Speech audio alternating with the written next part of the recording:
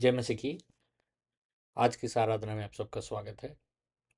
चलिए हम एक छोटी सी दुआ कर लेते हैं। परमेश्वर, मैं धन्यवाद देना चाहता हूँ आज के दिन, और आज हम सबों से बातें कीजिए परमेश्वर।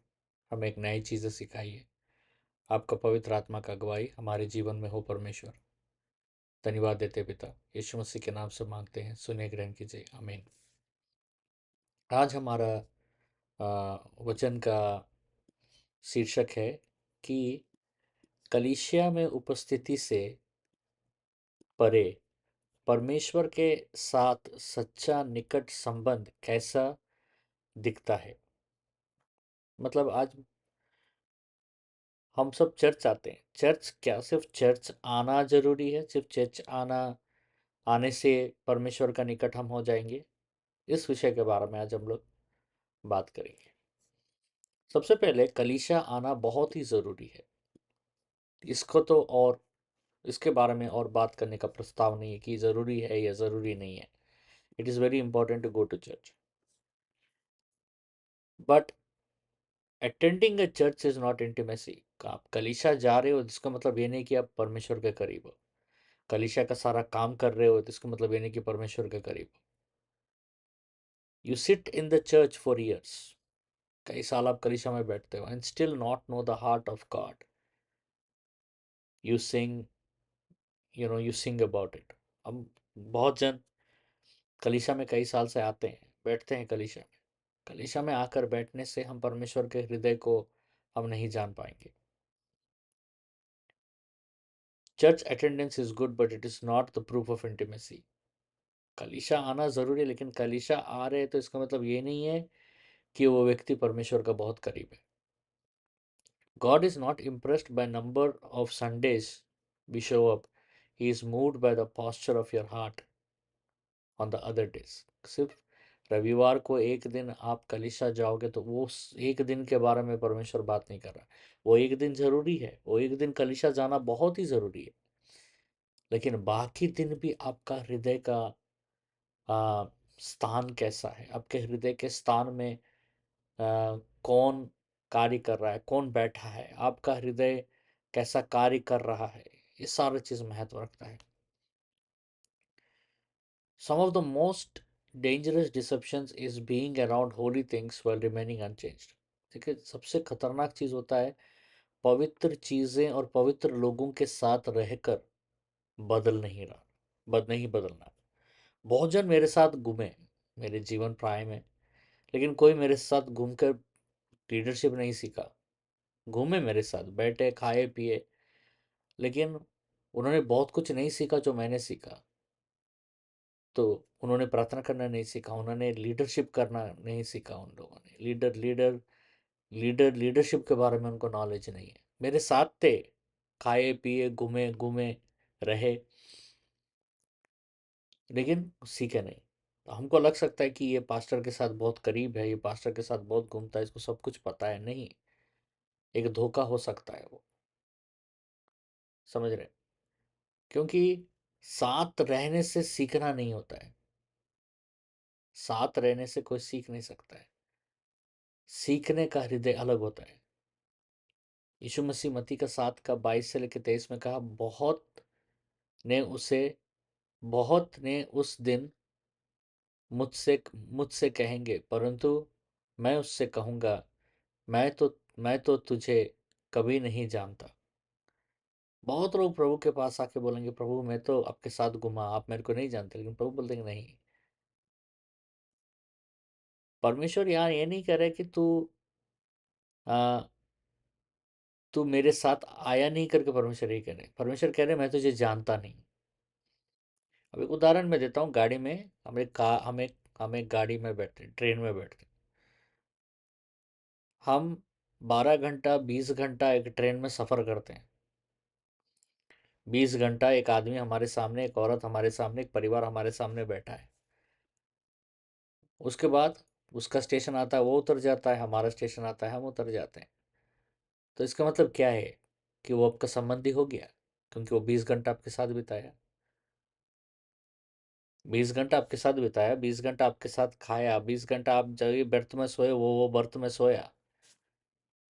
कोई किसी का साथ रहने से कोई किसी का नहीं हो जाता है। कोई किसी का साथ घूमने से वो उसकी तरह नहीं हो जाता है। कोई किसी का साथ घूमने से वो वो सब कुछ सीख लेगा करके नहीं है। सीखने का हृदय अलग होता है। सीखने का हृदय अलग होता है।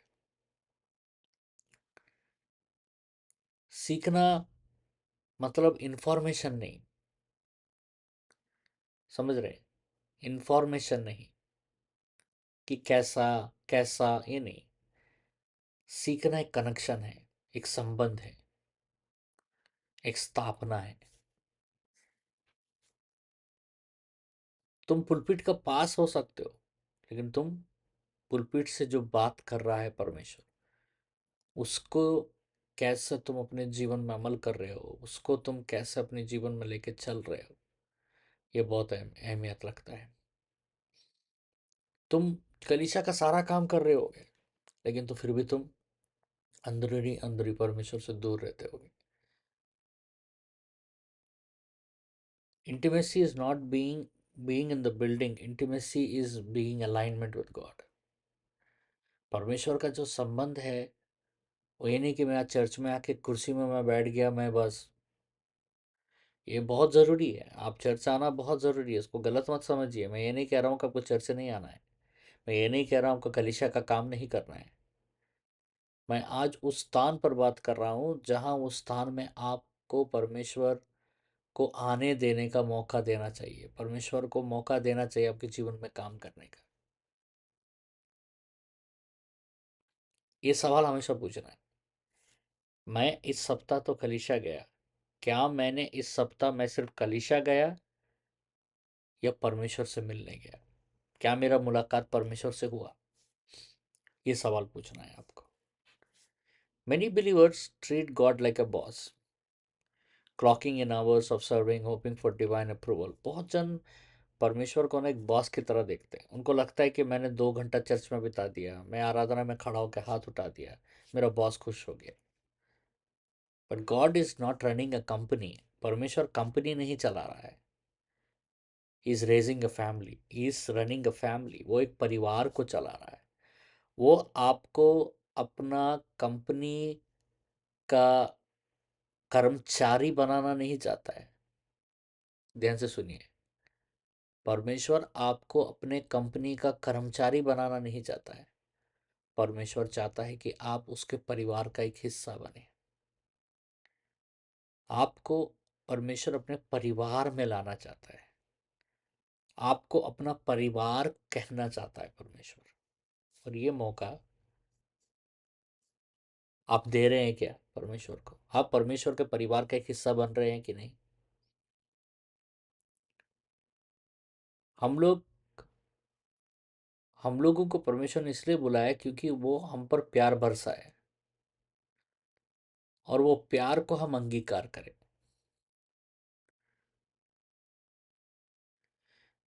क्योंकि अगर हम उनके प्यार को अंगीकार नहीं कर रहे हैं तो आप अनाथ रह जाओगे। आप परमेश्वर में रहोगे, प्रार्थना करोगे, गाना गाओगे, वचन पढ़ोगे, लेकिन आपको लगेगा कि आप अकेले हो। तुम्हारे अंदर में जो अकेलापन है, दो तरीके का अकेलापन होता है। एक तरीके का अकेलापन होता है जो संसारिक अकेलापन होता है। मुझे किसी का साथी, उसको लगता है कि संसार का कोई वस्तु या व्यक्ति उसके जीवन में रहेगा तो वो अकेला नहीं रहेगा या रहेगी। ये बहुत ही बड़ा धोखा है। दूसरा तरीके का अकेलापन है जहां पर तुम अकेला हो, लेकिन सांसारिक अकेलापन नहीं है तुम्हारे अंदर में। तुम्हारे अंदर में आ, तुम सांसारिक अकेलापन को महसूस नहीं कर रहे हो। तुम परमेश्वर को पाने का वो प्रयास कर रहे हो। वो दिग्गज प्रयास तुमको एक आ, अकेलेपन की तरह लगता है, लेकिन वो अकेलापन नहीं है। उसमें एक सामर्थ्य रहता है कि तुम परमेश्वर के करीब, तुम परमेश्वर के करीब जाना चाहते हो। ये जो अकेलापन है, बहुत जन इस अकेलापन को भरने का खोज खोज में परमेश्वर के उद्देश्य को अपने जीवन से गवा बैठते हैं। समझ रहे हैं? अकेलापन तुम्हारे जीवन में लोग नहीं भरना है, वस्तुएं नहीं भरना है, परिस्थितियां नहीं भरना है। परमेश्वर तुम्हारा अकेलेपन को भरना है। तुम्हारा अकेलापन, तुम अकेला क्यों महसूस कर रहे हो? खाली क्यों हो तुम? तुमको कभी कभी तुम्हारा खालीपन अकेलापन की तरह लगता है, लेकिन तुमने उसको ध्यान से नहीं देखा। वो अकेलापन नहीं है, वो खाली स्थान है, और उस खाली स्थान को परमेश्वर भरना चाहता है। उस दिन जब तुम्हारे जीवन में ऐसा आएगा कि तुम समझ जाओगे कि तुम कौन हो, क्योंकि गलातियन का 4:6 और 7 कहता है, क्योंकि तुम पुत्र हो। कौन हो तुम? पुत्र हो। परमेश्वर ने अपने पुत्र का आत्मा हमारे हृदय में भेजा है। अगर तुमको पता चले कि तुम अकेला नहीं हो, उस दिन तुम्हारा जीवन बदल जाएगा। वो कब पता चलेगा? जब तुमको पता चलेगा कि तुम परमेश्वर का प्रेम परमेश्वर का प्रेम तुझ पर बह रहा है, परमेश्वर तुमसे प्रेम कर रहा है, तब तुम्हारा प्रार्थना बदल जाएगा। अब तक तुम्हारा प्रार्थना लोगों लोग लोगों लोगों में लोग लोगों में अगर तुम जब रहोगे ज्यादा, तो उनका सोच तुम पर प्रभावित होना शुरू होगा। तुमको लोगों को खुश करने में तुम जियोगे, तुम्हारा जीवन उसी में चला जाएगा। और उस परिस्थिति में तुम्हारा आराधना में प्रभाव पड़ेगा, तुम्हारे प्रार्थना में प्रभाव पड़ेगा, तुम्हारा व्यक्तिगत जीवन में परमेश्वर के साथ प्रभाव पड़ेगा, तुम्हारा आत्मिक जीवन में प्रभाव पड़ेगा। लेकिन क्या अगर ऐसा होता है कि तुम सिर्फ तुम्हारा ध्यान परमेश्वर पर हो, और तुम परमेश्वर को, तुम्हारा अकेलापन परमेश्वर से भरा जा रहा है, तुम्हारा आनंद परमेश्वर के गीतों से भरा जा रहा है, उस स्थान में अगर तुम जा पाओ तो तुम भरोगे। क्योंकि तुम जब संसार से अपने आप को भरने का कोशिश करोगे, वो कभी भरेगा नहीं उस स्थान। क्योंकि हर बार तुम संसार से, लोगों से अपने आप को भरोगे तो तुमको ऐसा लगेगा कि और बस नहीं है, और चाहिए मुझे। लेकिन परमेश्वर से जब तुम भरोगे अपने आप को, तो तुम तुरंत तृप्तता में पल चले जाओगे, तुम तुरंत तृप्त होगे, तुम तुरंत समृद्धि में प्रवेश करोगे, आत्मिक समृद्धि में प्रवेश करोगे। Desire is the difference between a dry routine and a burning relationship. तुमको, तब मैं क्या करूं? वही मैं बोल रहा हूं, तुमको क्या करो? चाहत। चाहत एक ऐसा चीज होता है कि तुम क्या चाह रहे हो, ये तुमको टटोलना है अपने जीवन में। क्या है तुम्हारा चाहत? एक बार अपना लिख रहे हो, अपने पेन को नीचे रखो, आंख बंद करो, और पूछो तुम क्या चाह रहे हो। सबसे बड़ा चाहत क्या है तुम्हारा? क्या तुम अकेले हो, उस अकेलेपन को किसी वस्तु या रिश्ते से भरना चाहते हो? क्या तुम्हारा चाहत संसार का सारा सुख सुविधाओं को पाना है तुम्हारा चाहत? क्या तुम्हारा चाहत ढूंढ रहा है कि मैं कुछ ऐसा कर दूं कि जिससे सब कुछ बदल जाए मेरे जीवन? या तुम्हारा चाहत सिर्फ मसीह है, कि मैं मसीह से भर जाऊं, कितना भर जाऊं कि मैं महकूं, मसीह मसीह ही महके मेरे अंदर से, कि मेरा महक मसीह हो जाए, कि मेरा चाहत मेरे जीवन से भी बढ़कर हो जाए। क्योंकि संसार के तरीके से अगर तुम जियोगे तो तुम, मैं ये करना चाहता हूँ, ये करना चाहता हूँ, ये करना चाहता हूँ, तुम ये सब को करने के बावजूद भी तुम तृप्त नहीं होगे। लेकिन इन सारे चीजों में से सिर्फ एक चीज से अगर तुम भर जाओ, तो तुमको समस्त तृप्तता तुम्हें देगा। परमेश्वर से अगर तुम भर जाओ, भजन संहिता 42:1 कहता है, जैसे हिरन जल के लिए तरसती है, वैसा ही, हे परमेश्वर, मेरा आत्मा तेरे लिए तरसता है। वो तरसना, वो तड़पना, वो प्यास, वो कोई नहीं बना, वो तुम्हारे लिए कोई जागृत नहीं कर सकता है। वो तुम्हारा खुद का है प्यास। और तुम्हारे लिए कोई पानी पी ले तो तुम्हारा प्यास नहीं मिट जाएगा। तुम्हारा प्यास तुम्हारा है। तुम्हारे प्यास को बुझाना तुमको आना चाहिए।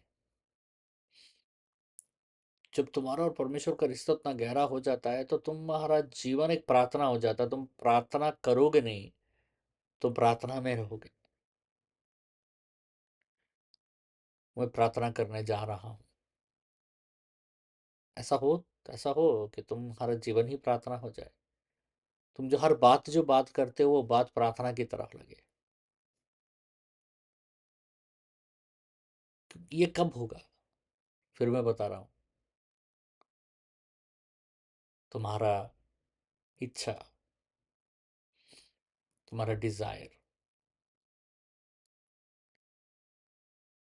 तुम्हारा इच्छा अगर परमेश्वर है, तुम्हारा इच्छा अगर परमेश्वर है, तो तुम्हारा इच्छा जब बहुत ज्यादा हो जाएगा परमेश्वर के लिए, तो वो एक अर्पण में परिवर्तित हो जाएगा। अब तुम इच्छा नहीं है तुम्हारे अंदर में, अब तुम एक अर्पण हो गए हो परमेश्वर को। जब तुम अर्पित हो जाओगे, जब तुम अपने आप को अर्पित कर लोगे, तब तुम तिरस्कृत स्थान में चले जाओगे, जहां पर तुम अपने आप को तिरस्कार करना शुरू करोगे, तुम्हारे चाहतों को तिरस्कार करना शुरू करोगे। एक आदमी भरपेट खाना खाया है, बहुत भूखा है, बहुत भूखा था, उसको अपने भरपेट खाना खिला दिया। उसके बाद उसके सामने अगर आप स्वादिष्ट व्यंजन रखोगे तो वो खाएगा नहीं, क्योंकि वो तृप्त हो गया है। अभी वो तृप्त इतना हो गया है। अभी एक आदमी बहुत भूखा है, आपने उसको दाल रोटी दिया, वो दाल रोटी खा के अपने पेट को भर लिया, पूरा भर लिया। अब उसके सामने अभी आप स्वादिष्ट व्यंजन लगा रहे हो, बहुत आयत स्वादिष्ट व्यंजन, उत्तम व्यंजन को परोस रहे हो उसके सामने। वो आदमी खाएगा नहीं, वो आदमी उठकर चला जाएगा, क्योंकि वो तृप्त हो चुका है। अब संसार का कोई भी आ, आकर्षित वस्तु उसे आकर्षित नहीं कर पाएगा। वो प्रलोभन में नहीं गिरेगा, क्योंकि अब प्रलोभन उसके ऊपर हावी नहीं हो पाएगा, पाप उसके ऊपर अधिकार नहीं कर पाएगा, इच्छाएं उसके ऊपर प्रभुता नहीं कर पाएंगे, क्योंकि वो तृप्त हो चुका है,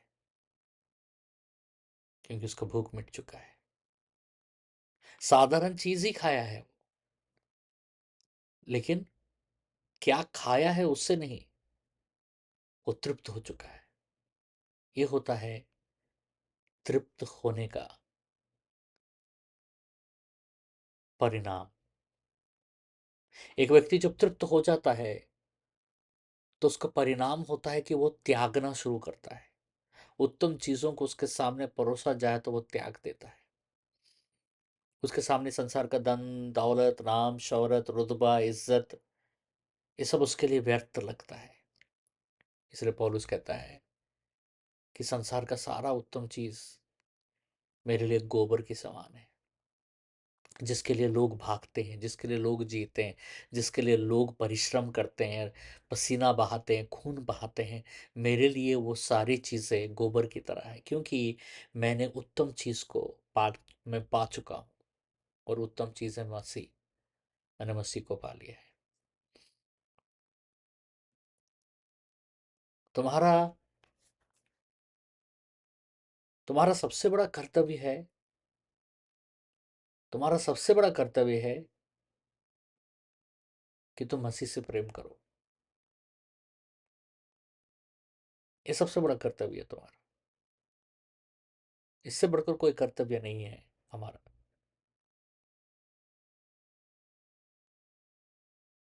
हम तुम एक तृप्त होने वाला व्यक्ति, उसकी आराधना प्रभावशाली होता है, उसका प्रार्थना प्रभावशाली होता है। एक जो मसीह से अपने आप को तृप्त कर चुका है, जो संसार की चीजों से भेद नहीं कर पाती, उसके अंदर से पार नहीं हो सकते, जो एक फौलाद बन चुका है मसीह में। बहुत लोग कलीसिया में हाथ उठाते हैं आराधना करते समय,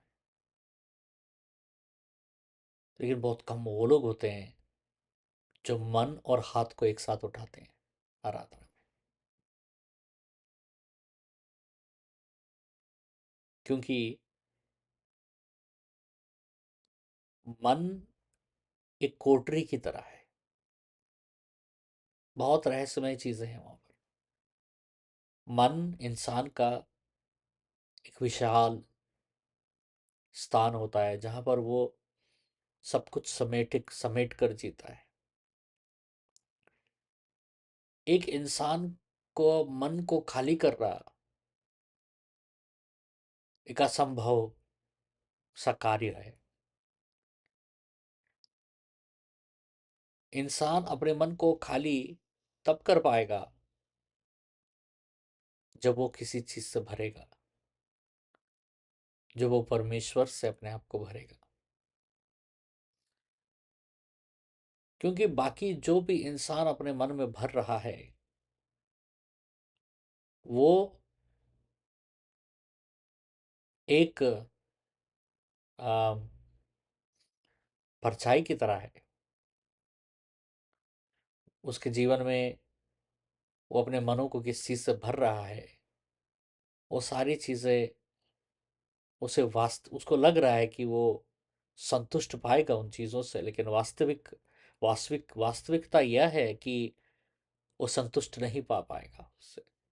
उसके जीवन में संतुष्टि या आनंद उन वस्तुओं को अपने मन में भरने से नहीं आएगा उसके।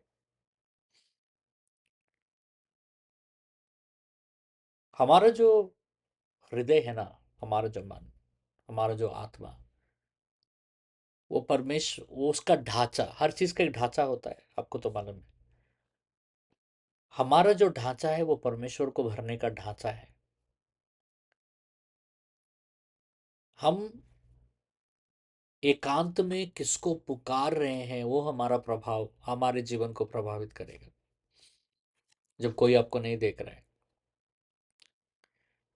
उस समय में आप क्या सोच रहे हैं, किसके बारे में सोच रहे हैं, वो चीज बहुत जरूरी है उस समय में। क्योंकि तुम्हारा अभिषेक उमड़ता है, बढ़ता है, बढ़ता है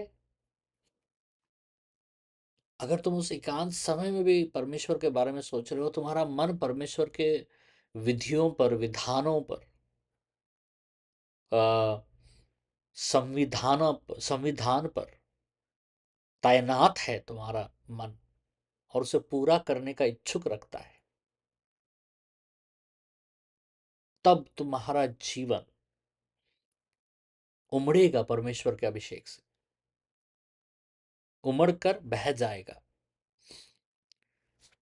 मैं कितना करूं, अगर आपको लगेगा मैं कितना करूं और कि मैं और परमेश्वर को पाऊं, तो ये गलत सवाल है। आप कुछ भी कर लो, आप परमेश्वर को पा नहीं सकोगे। मैं कितना करूं नहीं पूछना है, मैं कितना हूं परमेश्वर में, ये सवाल पूछना है आपको। तुम कितना, इज़िकियल को परमेश्वर कहता है डूबो, पानी घुटने तक आता है, फिर बोलता है और आगे जाओ, कमर तक आता है, फिर पानी छाती तक आता है, फिर बोलता है पूरा डूब जाओ। परमेश्वर के प्रेम में डूब जाना है, इतना डूब जाना है कि एक आदमी जब पूरा डूब जाता है तो नदी में अगर पूरा डूब गया, एक आदमी घुटना तक है, तो वो बाहर निकल सकता है नदी से। क्योंकि वो अपने शरीर को नियंत्रित करने का क्षमता रखता है, क्योंकि अभी पानी उसके घुटने तक ही है। कमर तक भी खिंचाव रहेगा, पानी का खिंचाव रहेगा, लेकिन फिर भी वो बाहर निकल सकता है। छाती तक फिर भी वो तैर कर बाहर आ सकता है, क्योंकि उसके हाथ बाहर है। लेकिन वो आदमी का क्या होगा जो पूरी तरीके से पानी में डूब चुका है, जो पूरी तरीके से पानी में डुबकी लगाया, अब वो उसकी क्षमता में उसके उसके बल के परे है, उसके सामर्थ्य के परे है। अब वो नदी जहां बहा के ले जाएगा वो वहीं बह जाएगा। अपने आप को परमेश्वर के प्रेम में घुटने तक, कमर तक, छाती तक नहीं, पूरा सिर तक डूब जाना है, ताकि और आपको परमेश्वर का प्रेम बहा के लेके चला जाए। तो आपको लगता है कि एक रविवार को आप आने से ये पूरा हो जाएगा? हमारा कर्तव्य है रविवार को आना, परमेश्वर का आराधना करना, एक सम्मति होकर, एक संगठन की तरह, एक कलीसिया के रूप में सारे भाई बहन मिलकर परमेश्वर का मिलकर आराधना करना, एक पारिवारिक तरीके से, ये महत्वपूर्ण है। लेकिन सिर्फ इसी एक कर्तव्य को परिपूर्ण करने से, अब परमेश्वर की उपस्थिति से आप अ, लवलीन हो जाओगे, ये सोचना अनिवार्य नहीं है, उचित नहीं है। क्योंकि सबसे ज़रूरी चीज़ हमें हमें समझना है कि परमेश्वर का उपस्थिति में आना है तो परमेश्वर ही खींचना होगा आपको।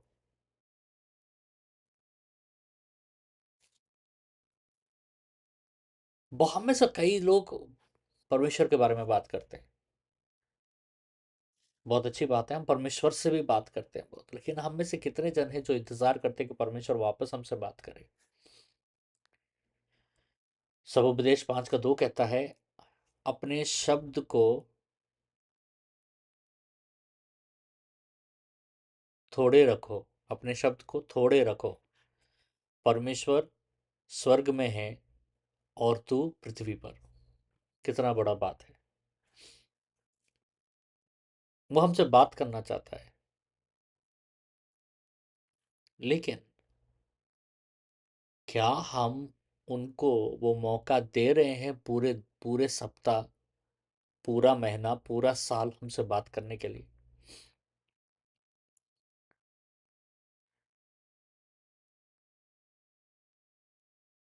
हम कई बार परमेश्वर से मार्गदर्शन के बारे में प्रार्थना करते हैं, हमारी सारी प्रार्थनाएं मार्गदर्शन के पर ही अटका हुआ है।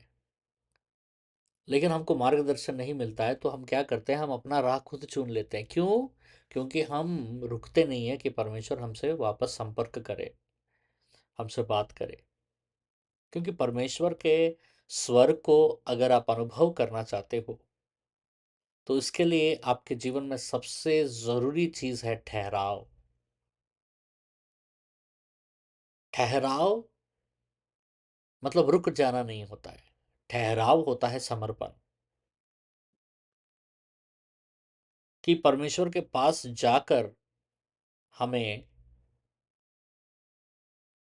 परमेश्वर की आवाज सुनने के लिए अपने आप को तैनात और तैयार करने का, अपने अपने आप को उस स्थान पर ले जाने का प्रक्रिया को समझना जरूरी है।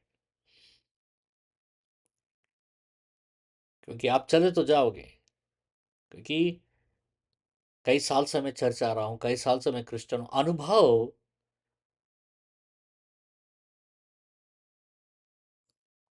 अनुभव तुम्हें तुमको लगेगा कि मैं पुख्ता हो जाऊंगा अगर मैं अनुभवी रहूंगा, तो अनुभव तुम्हें कुछ नहीं करेगा। अनुभव अनुभव हर बार धोखा देता है। अनुभव से बड़ा चीज होता है सुनना परमेश्वर से। वो सुनने के लिए तुमको अपने हृदय को उस रीति से मोड़ना होगा, तोड़ना होगा कि क्या चीज है, रुकावट है जो परमेश्वर के स्वर को मैं स्पष्ट रूप से सुन नहीं पा रहा हूं, क्योंकि तुम्हारा अनुभव कोई काम का नहीं है परमेश्वर के स्वर के आगे। परमेश्वर, अगर तुम्हारा अनुभव ही सब कुछ होता तो परमेश्वर वचन नहीं देता, क्योंकि सब कुछ वचन के ऊपर आधारित और निर्भर है। तुम्हें परमेश्वर के पास जाकर अपने आप को तोड़ना है, मोड़ना है, झिंझोरना है, निचोड़ना है, बहाना है। क्या करोगे कि उसके आवाज को सक्रिय रूप से तुम समझ पाओ? परिपक्व ता तभी आता है तुम्हारे जीवन में जब तुम उस सक्रियता में प्रवेश कर सको। अनुभव तो एक परछाई की तरह है, एक सूक्ष्म पदार्थ है, वो उसका कोई महत्व नहीं है। अच्छे से अच्छे ज्ञानी लोग मर गए। बाइबल में ज्ञानी और अनुभवी लोग मर गए, लेकिन उनका उन्होंने परमेश्वर से क्या सुना, वो बातें, वो बाइबल में जो लिखे हैं वो हमें चला रही, उनके अनुभव को नहीं। मूसा ने कैसा चलाया, उससे ज्यादा मूसा से परमेश्वर ने क्या बात किया, वो ज्यादा प्रभावित है।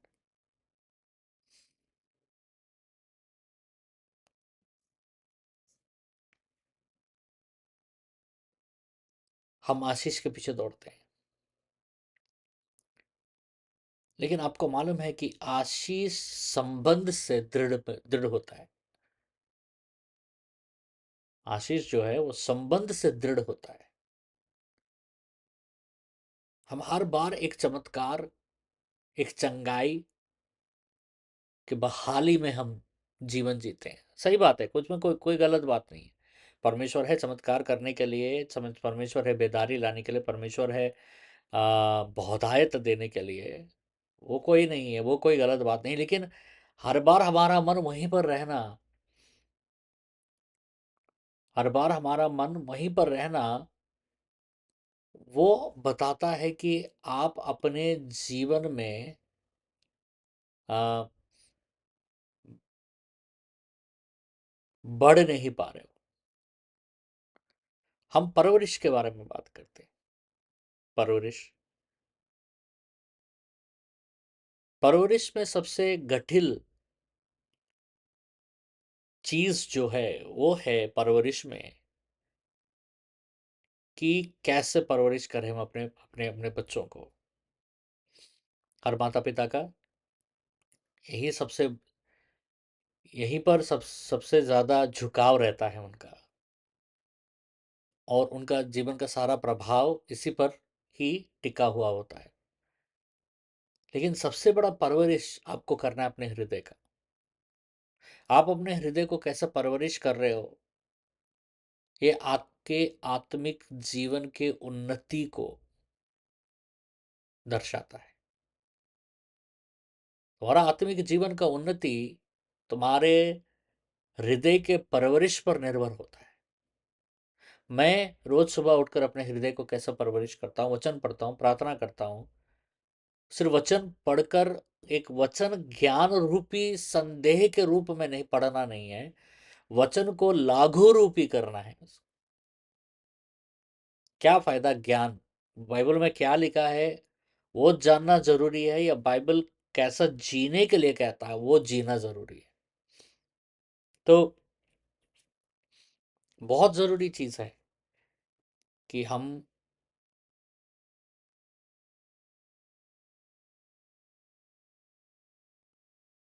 कि एक भक्त कहता है मज़े से 27 के 4 में, मैं यहोवा से एक बात मांगता हूँ कि मैं जीवन भर उसके भवन में वास करूं। ऐसा क्या चीज़ है कि यहोवा के भवन में वो वास करना चाहते हैं? यहोवा का भवन का मतलब ये नहीं होता है कि उसका जो चर्च, यहोवा का भवन उसका धाम जहां पर वो निवसित है। वो कह रहा है कि एक और निर्गमन का 33 का 15 में मूसा कहता है, यदि तू अपना यदि तू आप हमारे साथ ना चले तो हमें यहां से ना ले जाओ। मतलब तू हमारे साथ चलना जरूरी है, मूसा कह रहा है। तू हमारे साथ चलना जरूरी है, तुमको हमारे साथ चलना पड़ेगा परमेश्वर। अगर तू हमारे साथ नहीं चल रहा है तो हम नहीं जाएंगे। तू जहां चलेगा मैं हम वहां चलेंगे, तू जहां ले जाएगा हम वहां जाएंगे।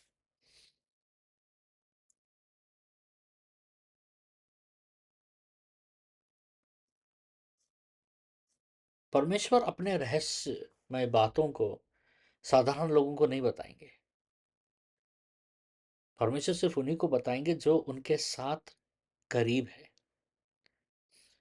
वचन संहिता 25 का 14 कहता है, जो यहोवा का भय मानते हैं उसके भेद की बातें उन्हीं को बताई जाती है। ये रहस्य और ये भेद की बातें जो है परमेश्वर हमारे साथ बांटना चाहता है। लेकिन ये क्या सिर्फ कर्तव्य रूपी व्यक्तियों को ही मिलेगा? मैं वही बताना चाहता हूँ।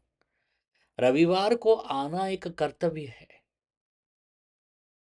लेकिन परमेश्वर कर्तव्य से ज्यादा कुछ और खोज रहा है हमारे जीवन में।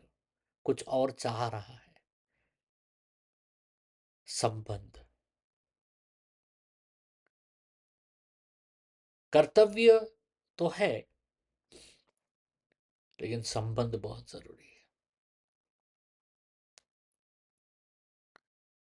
परमेश्वर चाहता है कि आप उस संबंध में उनके साथ प्रवेश करें। आज आज एक सवाल, ये सारी बातें तो हमने कर ली, लेकिन आज मुद्दे पर आते हैं। मुद्दे पर क्या चीज रोक रहा है आपको उनके करीब आने के लिए? अगर आपके शरीर में कांटा है तो उसको निकालो भाई। उसे उसे उस स्थान पर क्यों छोड़ दियो? वो चुभ रहा है तुमको। तुमको पता है कहाँ पर कांटा है, कहाँ पर ज्यादा दर्द दे रहा है, कहाँ पर ज्यादा पीड़ा है तुम्हें कहीं पर। और वो कांटा तुम्हें कितना परेशान कर रहा है तुमको मालूम है, तो उसको निकालो। आज आज आज यही बुलावा है तुम्हारे लिए। आज आओ, आज घुटना टेको, आओ। या बैठना चाहते हो बैठो, घुटना टेको, खड़ा रहो, जो करना चाहते हो। आज क्या चीज है जो वो कांटा क्या है जो तुझे और परमेश्वर के उस रिश्ते भाव में प्रवेश करने के लिए एक दुविधा बन चुका है तुम्हारे जीवन में? क्या चीज है वो? तुमको पता है क्या चीज है वो? क्या समय है वो? क्या तुम्हारा आलसीपन है? क्या तुम्हारा अकेलापन है? क्या तुम कहीं और संतुष्ट को खोज रहे हो? क्या तुम्हारा उन पर 100% भरोसा करने का क्षमता नहीं है तुम्हें? क्या तुम हार चुके हो? क्या तुम निर्बल महसूस करते हो? क्या तुमको यह लगता है कि परमेश्वर तुम्हें कभी प्रेम नहीं करेगा? क्या तुम किसी चीज का इंतजार कर रहे हो? क्या कोई बदलाव का अपेक्षा के साथ जी रहे हो? क्या एक परिवर्तन का इंतजार है तुम्हें? क्या है वो? या हो सकता है मैंने जो भी बोला उसमें वो नहीं हो, लेकिन कुछ तो है। तो आज मैं बोलूंगा तुम्हें कि उसे निकालो, उस कांटे को। तुम्हारा परमेश्वर का संबंध कर्तव्य रूपी है, बहुत अच्छा है। तुम कर्तव्य रूपी हो, तुम कर्तव्य करते हो। परमेश्वर तुम्हें जो करने के लिए कहता है तुम करते हो। परमेश्वर करने से कहने से पहले ही तुम करते हो। परमेश्वर के कार्य को, काम को करने के लिए तुम दौड़ते हो। लेकिन याद रखना, परमेश्वर प्रभु यीशु मसीह ने क्या कहा कि जब प्रभु के पास लोग आके और कहे कि हमने ये किया प्रभु, हमने आपके नाम से भूत भगाया, हमने आपके नाम से भविष्यवाणी किया, तो प्रभु कहते हैं मैं नहीं जानता तुम कौन हो। क्योंकि वो कर्तव्य रूपी व्यक्ति थे। वो लोग भी जरूरी है कलीसिया में, लेकिन सिर्फ कर्तव्य रूपी बनने से तुम परमेश्वर का करीब नहीं बनोगे। तुम्हें पारिवारिक रिश्ते में परमेश्वर का प्रवेश करना है। कर्तव्य और क्रिया से परे है वो रिश्ता परमेश्वर के साथ, वो इंटीमेसी में तुमको प्रवेश करना है। तुमको जाना है, तुमको तोड़ना है अपने आप को। क्या चीजें रोक रही हैं? देखो, हमेशा याद रखो, जो भी चीजें तुम्हें रोक रही है ना, मैं एक बहुत पता की बात कर रहा हूँ, जो भी चीजें वो तुम्हें रोक रही है ना, तुम उनको पिछड़ने का सामर्थ्य रखते हो। तुम उनको ऊपर हावी होने का सामर्थ्य रखते हो। तो कोई भी चीज ऐसा नहीं है कि तुमको रोक सके। आज प्रार्थना करो, चलो। परमेश्वर, मैं धन्यवाद देता हूँ आज के दिन। Hallelujah, hallelujah, hallelujah, hallelujah. स्तुति, महिमा, महिमा, महिमा।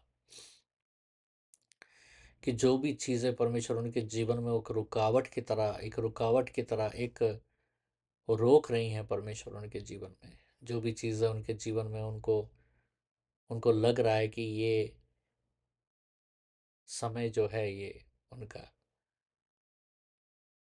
वो सारी चीज़ों को तोड़िए परमेश्वर यीशु के नाम से।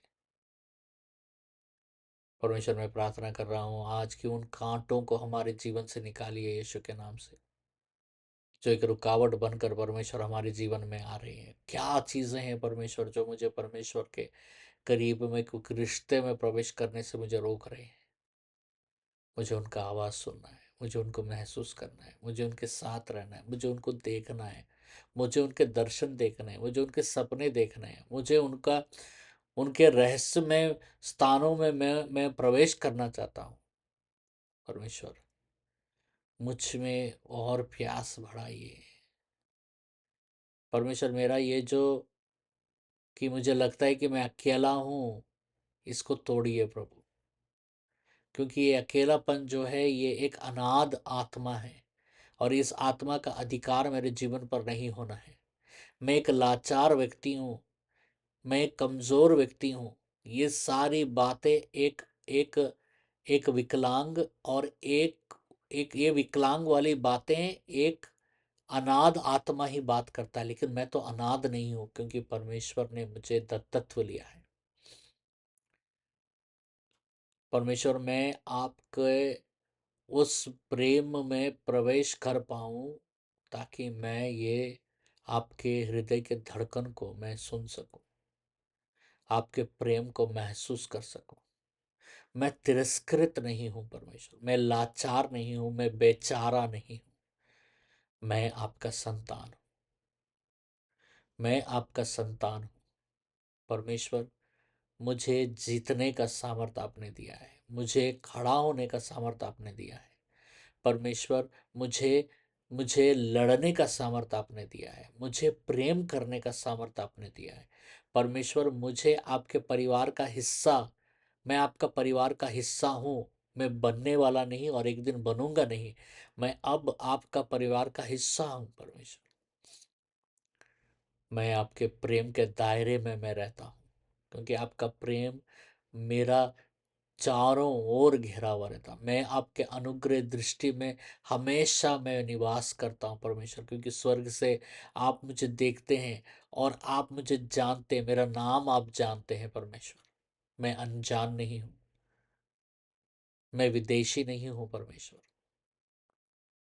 मैं अनजान नहीं हूँ, मैं पराये नहीं हूँ परमेश्वर। परमेश्वर, ये सारी बातें जो मेरे अंदर में, जो मुझे दुर्लभ कर रही हैं परमेश्वर, उनको आज तोड़िए यीशु मसीह के नाम और लहू से। आपका चंगाई मेरा है परमेश्वर, आपका आशीषें मेरे हैं, आपका सब कुछ जो आपका है वो मेरा है, क्योंकि मैं आपका संतान हूँ। संतान का अधिकार होता है कि बाप के सारे जायदाद पर उसका अधिकार होता है, उसी तरीके से आपके सारे उत्तम चीजों पर परमेश्वर मेरा अधिकार है, क्योंकि मैं आपका संतान हूं। निर्बलता, कमजोरी, अकेलापन, कायरपन परमेश्वर मेरे जीवन से हटाइए यीशु मसीह के नाम और लहू से। मुझे खड़ा होने दीजिए। मुझे मुझे मेरे प्रार्थनाएं मेरे निर्बलता से नहीं, मेरे प्रार्थनाएं परमेश्वर आपके सामर्थ्य से निकलना है। वो सामर्थ्य जो परमेश्वर आपने जो दत्तत्व से मुझे दिया है, जो परमेश्वर मैं दासत्व के आत्मा में नहीं हूँ परमेश्वर, मैं एक स्वतंत्र रूप से मैं आपका संतान बनकर प्रभु प्रार्थना करना चाहता हूँ। और मेरे प्रार्थनाओं में परमेश्वर एक संतान का बल उमड़े यीशु के नाम से, ना कि परमेश्वर एक कायर, एक निर्बल, एक दरिद्र उस स्थान को मैं आज नकारता हूं मेरे जीवन के ऊपर में, और मैं घोषणा करता हूं कि यीशु मसीह के नाम और लहू से वो स्थान मेरे जीवन में प्रभुता नहीं करेगा, वो स्थान मेरे जीवन में निवास नहीं करेगा। परमेश्वर, मैं पूरा तरीके से आपका हूं, मैं डरपोक नहीं हूं परमेश्वर। मेरे अंदर में से वो डर के भावना को तोड़िए यीशु मसीह के नाम से। रात का डर, दिन का डर, कल का डर, आज का डर, अतीत का डर, मनुष्य का डर, अंधकार का डर, रोशनी का डर, हर तरीके का डर का के प्रभुता को आज यीशु मसीह के नाम और लहू से हम तोड़ते हैं अपने जीवन के ऊपर में। और हम परमेश्वर, डर का आत्मा आपने हमें नहीं दिया, वचन कहता है डर का आत्मा आपने हमें नहीं दिया, बल्कि धैर्य का आत्मा दिया है परमेश्वर आपने। परमेश्वर मैं प्रार्थना करता हूँ कि वो धैर्य के आत्मा से परमेश्वर आज मैं खड़ा होकर परमेश्वर, आज मैं हाथ फैलाकर आज मैं घोषणा करता हूँ कि मैं आपका संतान हूँ, और मैं उस स्थान से लड़ूंगा हर युद्ध को। मैं उस स्थान से प्रार्थना करूंगा, मैं उस अकेलेपन से नहीं। आज मैं त्यागता हूँ उस अकेलेपन, मैं उस अकेलेपन को लेकर घूम रहा हूँ। मैं उस निर्बलता को अपने साथ, मैंने उस निर्बलता के साथ दोस्ती कर लिया है, मैंने अकेलेपन के साथ दोस्ती कर लिया है, मैंने कमजोरी के साथ दोस्ती कर लिया है, मैंने कायरपन से दोस्ती कर लिया। मैं उनके साथ आज दोस्ती तोड़ता हूँ यीशु मसीह के नाम और लहू से। और मैं घूम के उनको कहता हूँ कि तुम्हारा और कोई स्थान नहीं है मेरे जीवन में। और एक मैं आपके संतान बनकर यहाँ खड़ा होकर हाथ उठाकर कहता हूँ कि मैं आपका संतान बनकर प्रार्थना करूंगा, मैं आपका संतान बनकर युद्ध करूंगा, मैं आपका संतान बनकर चलूंगा, मैं आपके संतान बनकर बोलूंगा, मैं आपका संतान बनूंगा। मैं, क्योंकि मैं आपका संतान हूं, तो उस स्थान से मेरा हर लड़ाई होगा आज से। परमेश्वर, आपके राज्य को बनाने का, आपके राज्य को बनाने का लायक और सामर्थ्य मुझे दीजिए परमेश्वर। धन्यवाद, धन्यवाद, धन्यवाद, धन्यवाद, धन्यवाद, स्तुति, महिमा, महिमा, महिमा। धन्यवाद परमेश्वर, धन्यवाद परमेश्वर। परमेश्वर धन्यवाद, धन्यवाद देते हैं परमेश्वर आज के दिन के लिए। इस कलीसिया को आशीष दीजिए, कलीसिया के परमेश्वर सब सब जितने भी परिवार के सदस्य हैं, उनके उनके ऊपर आशीष दीजिए। आपका लहू का प्रोक्ष करते हैं उनके ऊपर, कि उनको आप आपके लहू से ढाकिए। उनके हर इच्छाओं को पूरा कीजिए परमेश्वर, उनके हर जरूरतों को पूरा कीजिए। पूरे सप्ताह परमेश्वर उनके साथ रहिए परमेश्वर। धन्यवाद देते हैं। सारी प्रार्थना और विनती पिता परमेश्वर को यीशु मसीह के नाम से मांगते, सुने ग्रहण के जामिनी समस्या का अनुग्रह पिता परमेश्वर का प्यार और पवित्र आत्मा की सहभागिता सदा सर्वदा आपके परिवार के हर एक सदस्य के साथ कायम रहे। आमीन। जय मसीह की। परमेश्वर आप सबको बहुत आशीष दे। God bless you.